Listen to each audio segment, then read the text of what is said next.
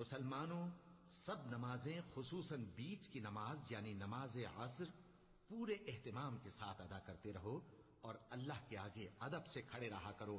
پھر اگر تم خوف کی حالت میں ہو تو پیادے یا سوار جس حال میں ہو نماز پڑھ لو. پھر جب امن و اطمینان ہو جائے تو جس طریق سے اللہ نے تم کو سکھایا ہے جو تم پہلے نہیں جانتے تھے اللہ کو یاد کرو.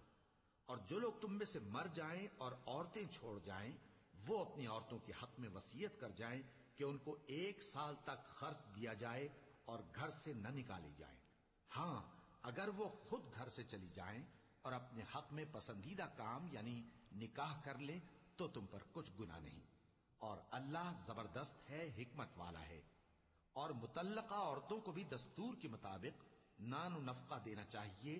پرہیزگاروں پر یہ بھی حق ہے. اسی طرح اللہ اپنے احکام تمہارے لیے بیان فرماتا ہے تاکہ تم